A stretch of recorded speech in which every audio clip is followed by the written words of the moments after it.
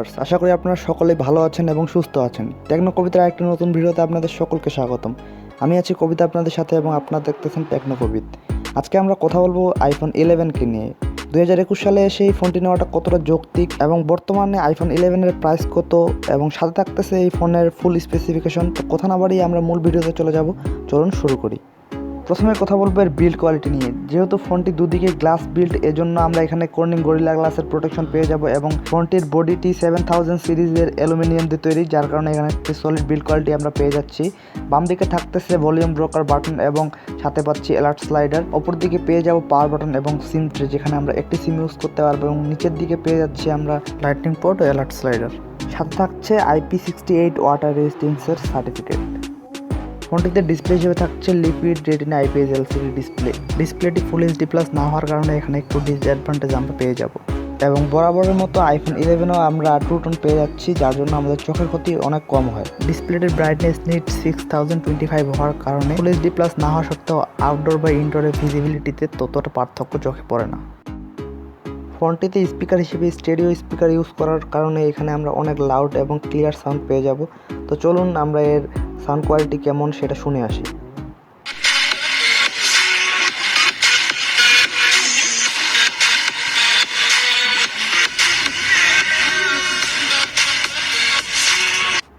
তারপর কথা বলবো এর ক্যামেরা নিয়ে। ফোনটিতে পেয়ে যাচ্ছি dual camera setup. Primary camera হিসেবে থাকছে 12 মেগাপিক্সেলের একটি ক্যামেরা এবং আলট্রা ওয়াইড হিসেবে থাকছে 12 মেগাপিক্সেলের একটি ক্যামেরা। সেলফি ক্যামেরাটিও থাকছে 12 মেগাপিক্সেলের। ফোনটিতে সকল প্রকারের অ্যাডভান্স মোড যেমন portrait, panorama, slo-mo, time lapse, ultra wide ইত্যাদি আমরা পেয়ে যাচ্ছি। এমনকি প্রথমবারের মতো আইফোন 11-এই নাইট মোড দেওয়া হয়েছিল। ফোনটিতে ভিডিও রেকর্ড করতে পারবো 4K-তে 60 FPS পর্যন্ত এবং OIS থাকার কারণে এর ভিডিও কোয়ালিটি অনেক স্টেবল।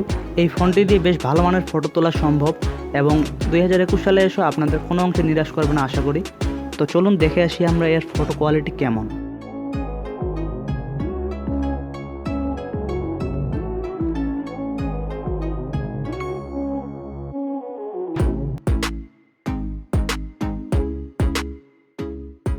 আইফোন 11-এ থাকছে সিকিউরিটি সিস্টেম হিসেবে ফেস আইডি, যেটি বিগত আইফোনগুলি যেমন X/XR থেকে অনেক বেশি স্পিডি এবং স্মুথলি কাজ করে।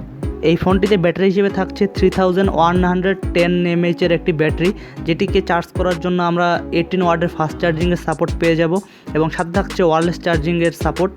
এবং এই ফোনটিকে আমরা 0 থেকে 50% চার্জ করে নিতে পারবো মাত্র 30 মিনিটে। এর iOS অপারেটিং সিস্টেমের অপটিমাইজেশনের জন্য আমরা বেশ ভালো মানের একটি ব্যাকআপ পেয়ে যাব এই ব্যাটারি থেকে। আমরা সকলেই জানি যে আইফোন তাদের পুরনো ফোনগুলোকে 5 বছর অবধি সকল প্রকার আপডেট প্রোভাইড করে থাকে। এখানে আমরা 2019 সালের এই ফোনটিতে অনায়াসেই 5 বছর অবধি সকল প্রকার আপডেট পাবো এবং বর্তমানে এই ফোনটি রান করছে 14.7 iOS ভার্সনে। কিছুদিনের মধ্যে আমরা 15-এরও আপডেট পেয়ে যাব এই ফোনে। সাথে 5 বছর অবধি সকল প্রকার আপডেট আমরা এই ফোনে পেয়ে যাব।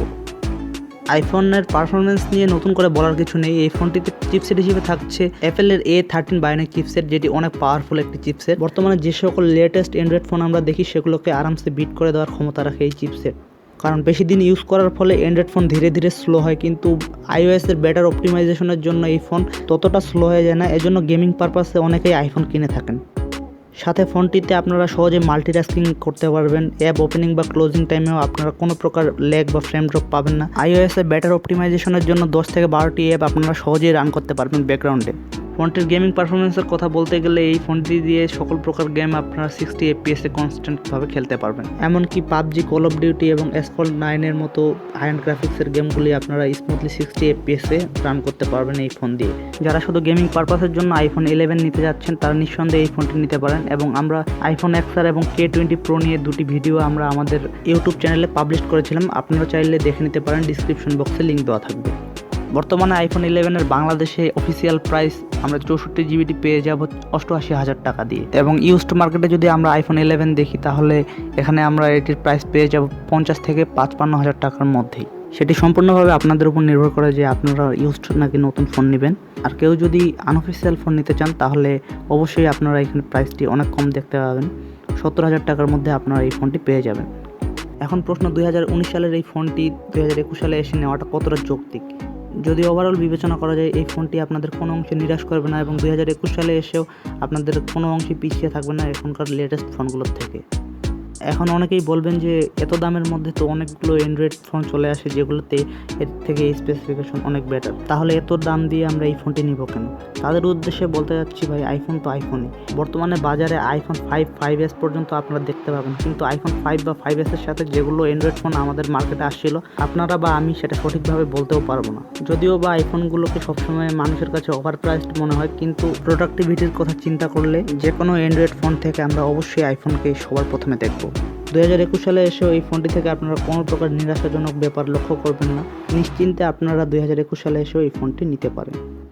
আপনাদের কি মনে হয় 2021 সালে এসে আইফোন 11 নেওয়াটি কতটা যৌক্তিক? কমেন্ট বক্সে অবশ্যই জানাবেন আপনাদের মতামত এবং সাবস্ক্রাইব করে পাশে থাকবেন যেন পরবর্তীতে আমি এরকম ভিডিও আপনাদের জন্য নিয়ে আসতে পারি। যদি ভিডিওটি ভালো লেগে থাকে একটি লাইক করবেন এবং এতক্ষণ ধৈর্য ধরে ভিডিওটি দেখার জন্য অসংখ্য ধন্যবাদ।